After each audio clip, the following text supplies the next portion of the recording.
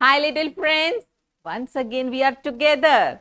Yes, at our own learning platform, Learn Forward. And Minnie is right here with you with your grammar book, The Grammar Hub by Feathercap for grade 3 again. Of course, your great children. And we are going to start a new chapter today, chapter 13, where we'll be learning more about conjunctions that are nothing but the joining words you have learned more earlier.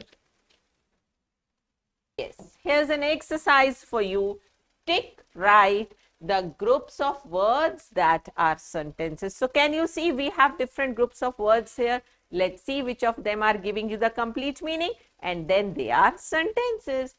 Alice was getting bored. Is it giving you a complete meaning? Yes, of course. So it is a sentence. The rabbit with a watch. Just beginning the sentence with a capital letter and ending with a full stop will not make any group of words as a sentence. Okay. So are you getting complete meaning here? No, we are not. So this is not a sentence. Next, when will you play with me? So when will you play with me? Yes, it is giving a complete meaning. It is asking some question and I can understand that. So that is a sentence. Milkshake or cold drink? You don't know what somebody is saying. Yes, this is not a sentence. Good. Next, what do you say, children? Grandmother gave me a lovely dress. Oh, yes, we can understand. It's making complete meaning. So, we'll take it. These babies are very cute. So are you, isn't it? Yes, you are my cute children.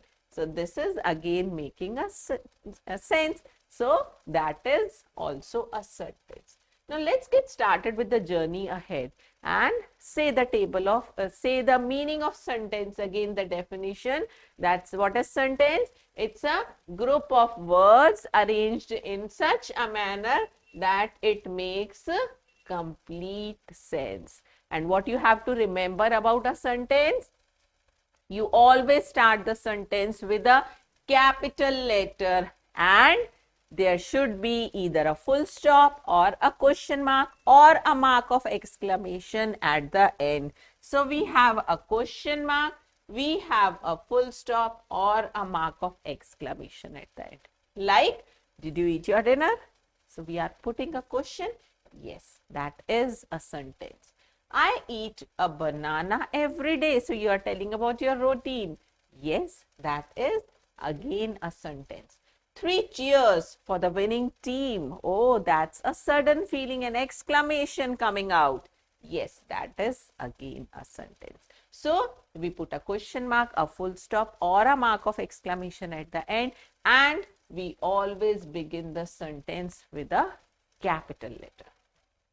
So moving ahead, we'll be doing the types of sentences we have done in grade 1, grade 2 also. We have done assertive sentences that just state something, they tell you something, simply anything.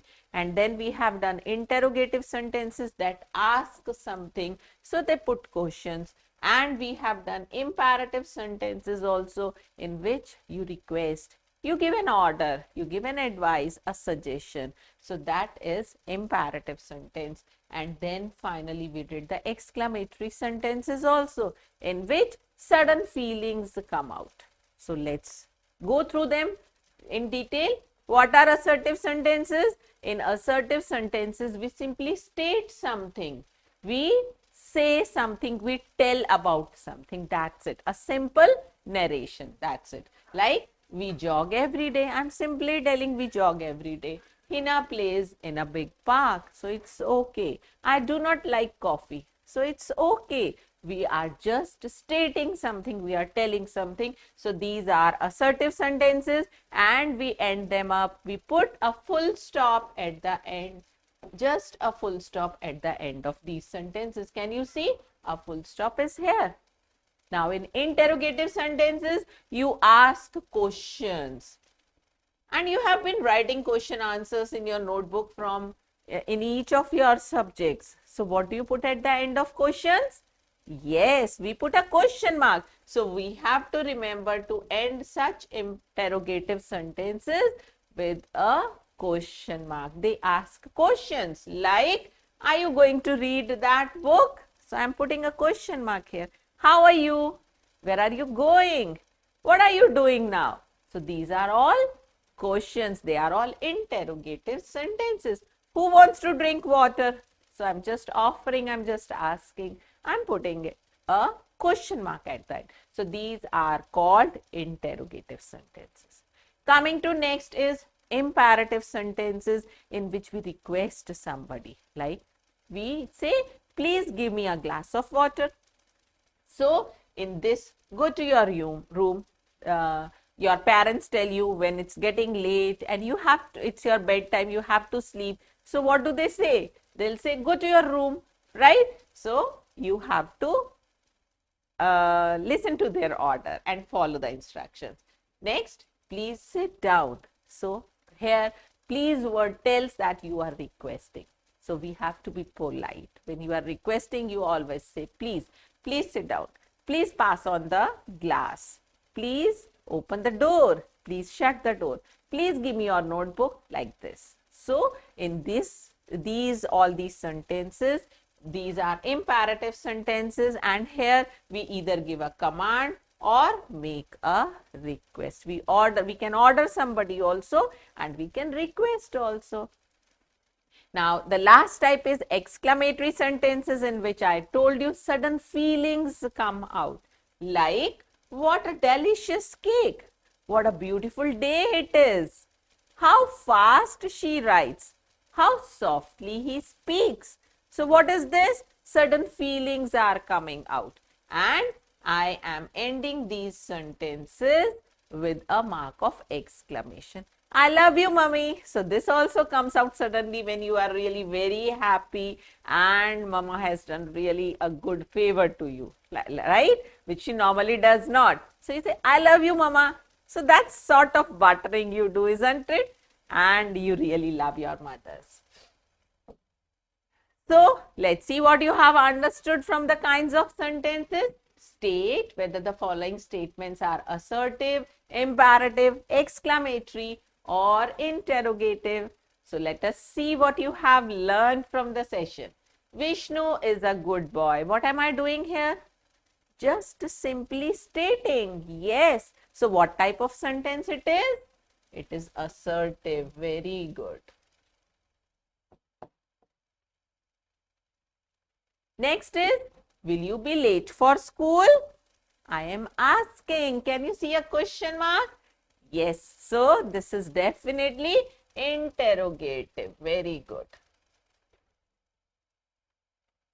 Let's read the next sentence. It is, oh, what a lovely surprise. That's a sudden feeling coming out. So that is exclamatory sentence.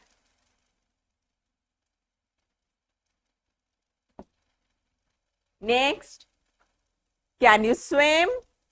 So I'm just asking, I'm confirming. So it's a question, that means interrogative sentence. Very good.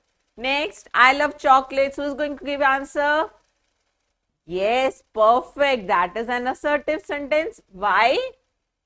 Good answer, because I am just stating something. I'm simply telling something. So this is assertive. Very good. Next, close the door. That means I'm giving a command. I'm giving an order to somebody. I'm not using please here. Anyhow, whether you say please, you request, or you give an order, what type of sentence is it? Yes, very good. This is imperative. Let's read the next. Please clean your room. Now here you are requesting. Yes, again, very good. This is imperative again. Next, Mr. Singh won the match. We are saying that way. Mr. Singh won the match. So that is an exclamation. See children, what is the difference? When I'm saying like this, using a mark of exclamation, it is an exclamatory sentence. But if I'm just telling somebody, Mr. Singh won the match, So that will be assertive, and then I will use here a full stop. So here this mark of exclamation shows it is a sudden feeling and it is an exclamatory sentence, right?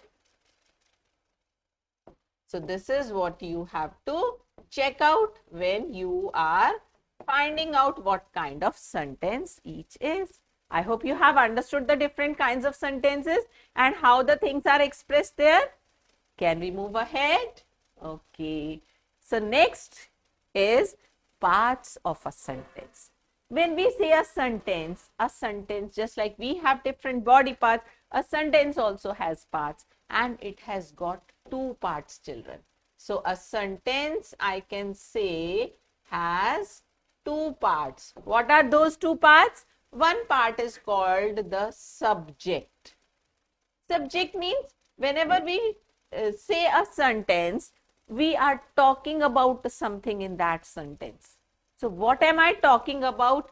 That is called the subject. That means what is being talked about.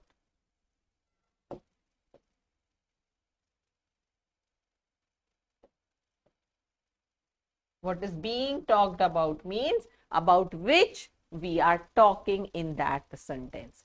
And whatever we say about that subject is called the predicate of the sentence. What is it called? Predicate. That means what we talk about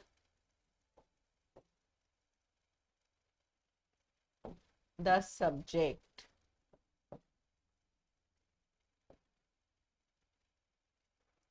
So something about which we are talking in the sentence is called the subject, and whatever we are telling about that subject is called the predicate. Like, let's see, a sentence is made up of two parts. One is called the subject and one is called the predicate. What is subject? It is the person or thing being talked about. So whatever we are talking about in the sentence is called the subject. And what is predicate? The remaining part in which we are telling something about that subject is called tells us more about the subject. That remaining part, you can say, is called the predicate. For example, Nikki buys a doll.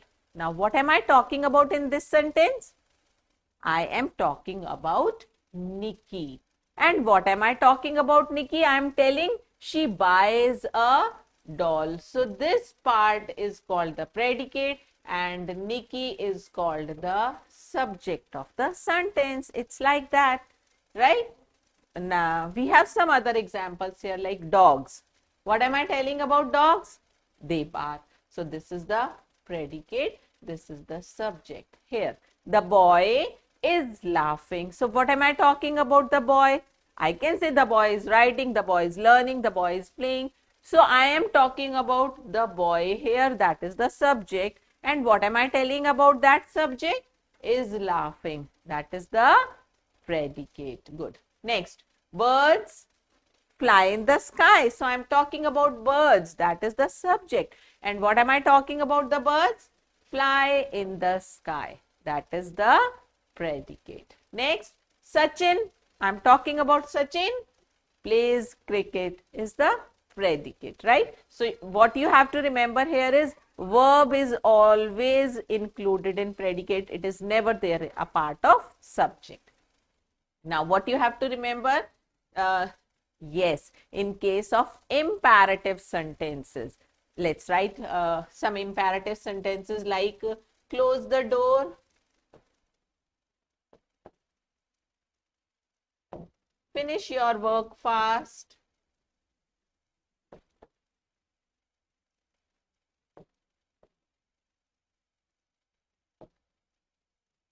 so what do you see here? These sentences, these are imperative sentences and they start with a verb with an action. In such imperative sentences, this all part that is given, this whole is the predicate. And what is the subject here, children? you is the subject which we never mention. It is implied. And whenever they give you an imperative sentence and they ask you what is the subject, you have to mention in bracket that this is you. It's not written, it's not spoken, it is always implied. So what you have to remember is, in case of command, order, request, that means imperative sentences, the subject you is there, which is not mentioned. Come here, that means you come here, I'm talking to you. Please give me your book. Again, it means I'm talking to you. You give me your book, please, right? So in these sentences, you mean to say you, and you have to mention that in bracket. Is that clear to you? Can we move ahead? Okay, let's do this exercise to check your understanding for this topic. Complete the sentences, match the subjects with the correct predicate. So here some subjects are given. Let us see what we can say about those subjects out of these predicate. Cricket. So what can you say about this? Cricket has 7 colors. Cricket is my favorite game. Oh yes, I can go for this. Next, the rainbow. Good. Yes, we can say the rainbow has 7 colors. Next, the teacher. Like ice cream is my favorite cartoon. Took the students on a nature walk. Yes, because teacher is related to students. That means it will go to this. Next, Einstein. Einstein like ice cream? Einstein, is it my favorite cartoon? No. Einstein was a great scientist. So, this predicate will go. Next, Tom and Jerry. Yes, very good answer. That is my favorite cartoon also, children. Yes, all children. Yes, all children and adults, everybody likes ice cream. So, all children like ice cream. So, this is how we have matched the subjects to their correct predicates to make the meaningful sentences. Yes. So, what we have learned in today's session on sentences, let's quickly recall. What is a sentence? It's a group of words giving you a complete meaning. Then we learnt about assertive sentences in which we simply state something, we tell something, and interrogative sentences, we ask questions and we end it with a question mark, right? Assertive sentences, we end with a full stop. Then imperative sentences, we make a request or order or we give a command here.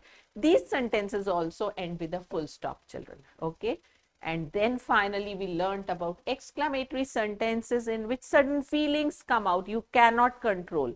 They are beyond your control, and such sentences we end with a mark of exclamation. Yes, the sentences that are positive. So when we are talking about assertive sentences and I'm saying I'm going to school, that is called an affirmative sentence. And when I say I'm not going to school today, that is called a negative sentence. Negative means not is there. Any word which gives you negation, not, no, nothing, none, nowhere.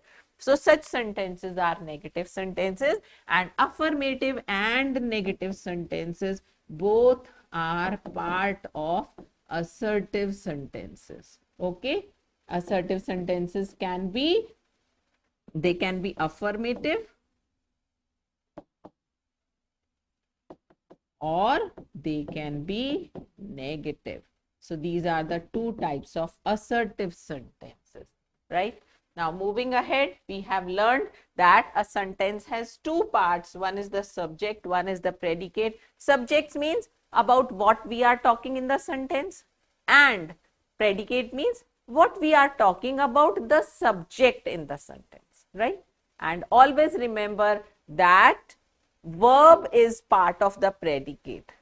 And another important thing, in imperative sentences, the subject is never mentioned, but it is always implied, it is you. So if there is a question about imperative sentences, pick out the subject. So in bracket, you will write you, like you is the subject, you can mention like this, and come here. So this we will underline and we'll say this is predicate. I hope you have understood everything about subject and predicate till now. Let's see what you have learned, what you have grasped today. So take the correct answer. A group of words that makes complete sense. What is that called? Yes, good. That is sentence. If the sentence is a statement, that means an affirmative sentence, or a negative sentence, that means an assertive sentence. So it will end with a full stop. Yes. Dash is quite sweet. What is quite sweet? Watermelon, book, or house? Yes, of course, the watermelon is sweet. Rewrite the following sentences in the correct order. Don't forget to start with a capital letter and end with a proper mark, a full stop, a question mark, or a mark of exclamation. So let's do this. Meena tree a planted garden her in. So how can we start this? What are we talking about in this sentence? We are talking about Meena. We are talking about a tree also. So let's see who is doing the action. Meena. So let's start with Meena. Meena. What action is shown here?